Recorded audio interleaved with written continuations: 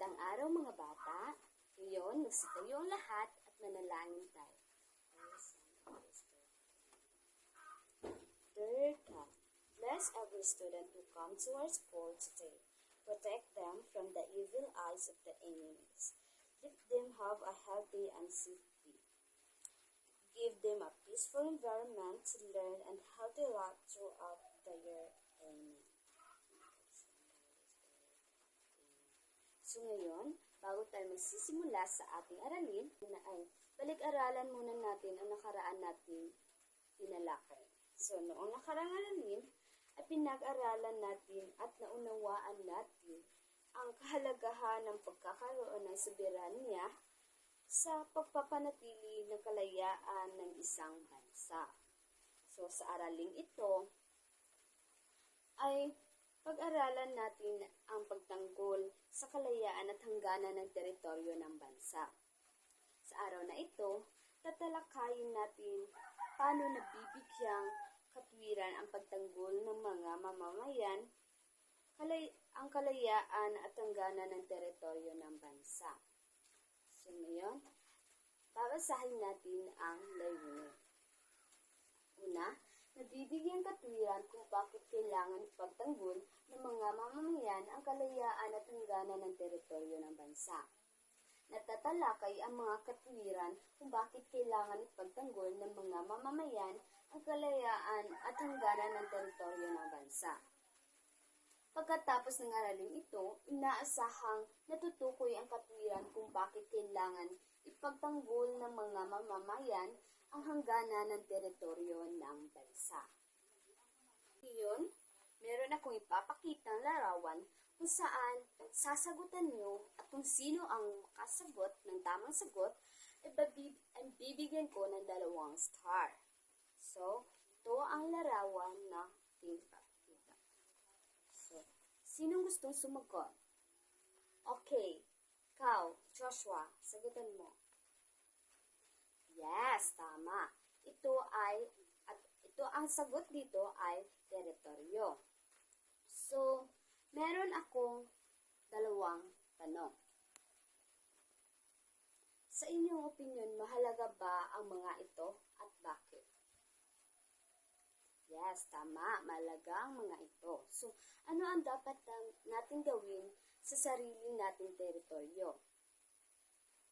Yes, dapat natin pahalagahan at protektahan ang sarili nating teritoryo. So ngayon, meron akong ipapakitang isang larawan na kung saan ito ay ang sarili nating mapa ng Pilipinas. So ito. So ano ang napansin nyo sa larawang ito? Yes, maraming mga lugar na sakop ng Pilipinas. So ngayon, may idea na ba kayo kung tungkol saan ang ating tatalakayin? Yes, ang tatalakayin natin ngayon ay tungkol sa pagtatanggol, kalayaan at teritoryo ng bansa. Ngayon class, makinig kayo sa ating tatalakayin dahil pagkatapos nito ay may itatanong ako sa inyo kung may nalalaman ba kayo or may natutunan ba kayo sa ating tinalakay ngayon? So, sisimula na ako. Ang mga bansa ay may mga batas na pinapatupad para sa kaayusan at kapayapaan sa ating bansa. Ito ay nakasaad sa Saligang Batas ng Pilipinas. Naayon sa Artikulo 2, Section 4, ang pangunahing tungkulin ng pamahalaan ay paglilingkuran at pangalagaan ang sambayanan at mamamayan. Ngunit, may pagkakataon na kailangan tulungan ng mga mamayan ang Estado upang ipagtanggol ito laban sa mga kaaway ng bansa na naaayon sa batas. May mga batas na nakatakda ng lawak ng hangganan ng teritoryo ng Pilipinas at ito ay ang sumusunod. Una,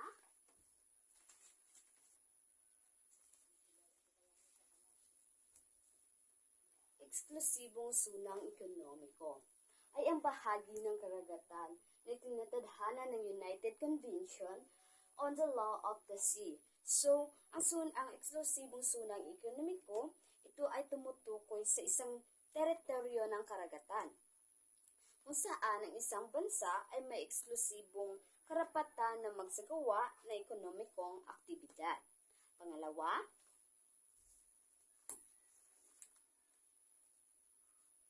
batas ng Pangulo. So, nakatakda sa batas na ito ang baseline o hangganan ng teritoryong nasasakop ng Pilipinas na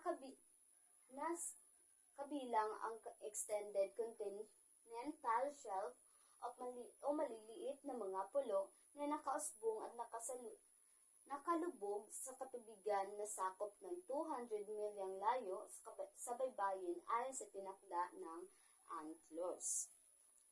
Ito ay yung mga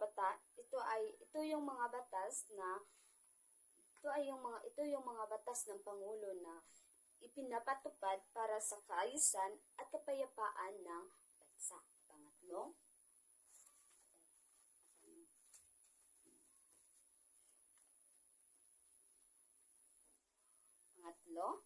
doktrinang pangkapuluan ay isang doktrinang teritoryo sa dagat o karagatan na naglalayong protektahan ang pamumuhay at seguridad ng mga mamamayan na nakatira sa mga lugar malapit dito.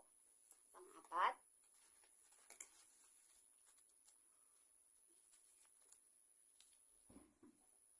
mga Serbisyong Armed Forces of the Philippines or EFP. Ang misyon nito ay pagsasagawa ng mabilis na prompt at tuloy-tuloy na operasyon ng panlupa. 5. Hukbong himpapawid ng Pilipinas o Philippine Armed Force o PE. Nangangalaga ito sa katahimikan ng ating himpapawid. At pang-anim, Philippine National Police o PNP. Ilan sa kanilang tungkulin ay ipatupad ang lahat ng mga batas at ordinansang may kaugnayan sa pagtatanggol ng buhay at ari-arian. Panatilihin ang kapayapaan at kaayusan at masiguro ang kaligtasan ng publiko. Imbestigahan at hadlangan ang mga krimen. Arestuhin ang mga kriminal at tumutulong sa paglilitis. Pang-7,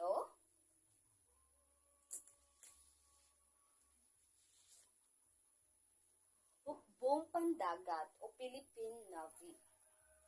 Pagtanggol ang ating bansa laban sa mga kaaway na maaari nang dumaan sa mga iba't ibang anyong tubig sa ating bansa. Sa panahon ng digmaan, nagpapatrol sila sa ating dagat at karagatan. Pagtapos ng ating tinalakay, kaya mo bang ipagtanggol ang ating teritoryo? Sinong gustong sumagot? Okay, ikaw, Loren. Kaya mo bang ipagtanggol ang ating teritoryo? Yes, tama. Ngayon, dahil may natutunan kayo, meron akong babasahin at sasagutan nyo ito. Kaya, kumuha kayo ng papel at sagutan nyo ang babasahin ko. Titik lamang ang inyong isusulat. So, number 1, anong batas umiiral ang lapad na 200 bilyang hangganan ng Pilipinas mula sa dalampasigan? Letter A, eksklusibong sunang ekonomiko. Letter B, doktrinang pangkapuluan. Letter C, antas ng Pangulo. Letter D, batas ng bansa. Okay, uulitin ko. Number 1, anong batas umiiral ang lapad na 200 milyang hangganan ng Pilipinas mula sa dalampasigan? Letter E, eksklusibong sunang ekonomiko. Letter B, doktrinang pangkapuluan. Letter C, antas ng Pangulo. Letter D, batas ng bansa. Okay, number 2. Anong hukbong ang nangangalaga ng katahimikan ng ating himpapawid? Anong hukbong ang nangangalaga ng katahimikan ng ating himpapawid? Letter A, Philippine National Police or PNP. Letter B, Hukbong Pandagat o Philippine Navy. Letter C, Hukbong Himpapawid ng Pilipinas o Philippine Air Force o PE. Letter B, Hukbong Katihan ng Pilipinas o Philippine Army. So number 3, bakit nararapat na ipagtanggol ng mamamayan ang kalayaan at teritoryo ng bansa? Letter A, upang pangalagaan ang mamamayan na siyang bumubuo ng isang bansa at ito ang ating teritoryo. Letter B, upang may mga mamamayan ng Pilipinas na tumatangkili sa produkto ng ibang bansa. Letter C, upang ito ay mapangalagaan para sa kapakanan ng mga dayuhan. Letter D, upang sa kalaunan masakop ng Pilipinas sa ibang bansa. Number 4, ang batas ang tinadha ng UNCLOS. Anong batas ang tinatadhana ng UNCLOS? Letter A, eksklusibong sunang ekonomiko. Letter D, doktrinang pangkapuluan. Letter C, kasunduan sa Pares. Letter D, batas ng bansa. Number 5, ano ang nakasaad sa Saligang Batas ng Pilipinas, Article 2, Section 4? Letter A, pangunahing tungkulin ng pamahalaan ang paglingkuran at pangalagaan ang sambayanan. Letter B, bahagi ng karagatan na itinadhana ng United Nations Convention of the Law of the Sea. Letter C, nakatakda sa batas na ito ang baseline o hangganan ng teritoryo ng bansa. Letter D, isang doktrina ng teritoryo ng dagat o karagatan. So ngayon, dahil tapos na tayo, meron akong ipapagawa or assignment at ito ay gagawin nyo sa inyong bahay. Ito ang inyong takdang aralin.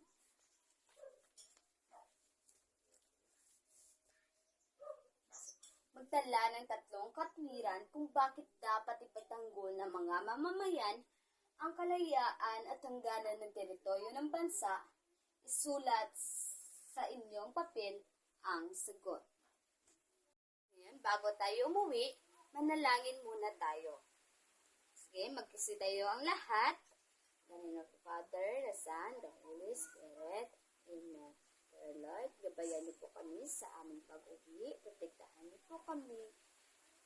Maraming salamat po dahil natapos po ang aming aralin ngayon. Amen. Father, the Son, the